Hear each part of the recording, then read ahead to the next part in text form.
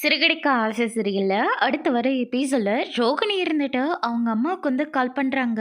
ஊர்லேருந்து சொந்தக்காரங்க வந்திருக்காங்கல்ல, அவங்க இப்போ ஹாஸ்பிட்டலுக்கு ட்ரீட்மெண்ட்காக போயிருக்காங்க. எந்த ஹாஸ்பிட்டலுக்கு போயிருக்காங்கன்னு சொல்லிட்டு, என்னாச்சு என்ன சொன்னாங்கன்னு சொல்லிட்டு அப்படியே விசாரிமா அப்படின்ற மாதிரி சொல்லிடுறாங்க.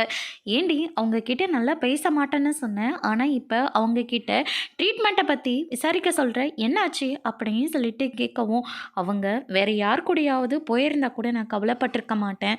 அவங்க போனது முத்துவோட காரில். முத்துக்கிட்ட என் ஃபோட்டோவை காமிச்சாங்கன்னா என் மொத்த வாழ்க்கையும் போயிடும். நான் ஆசைப்பட்ட வாழ்க்கை எனக்கு இல்லைன்ற மாதிரி ஆயிரும். தயவு செஞ்சு அவங்களுக்கு ஃபோன் பண்ணி என்ன ஏதுன்னு விசாரி.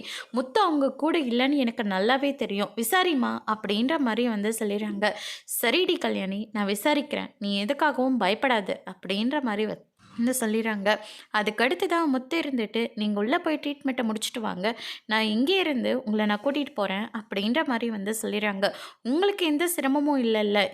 ஏங்க என்னங்க கேள்வி கேட்குறீங்க? உங்களை இங்கே பத்திரமா பார்த்துக்கிறது என்னுடைய பொறுப்பு. நீங்கள் எங்கே போக சொன்னாலையும் நான் கூட்டிகிட்டு போக தயாராக இருக்கேன். நீங்கள் உள்ளே போய் ட்ரீட்மெண்ட்டை முடிச்சுட்டு வாங்க அப்படின்ற மாதிரி சொல்லிடுறாங்க.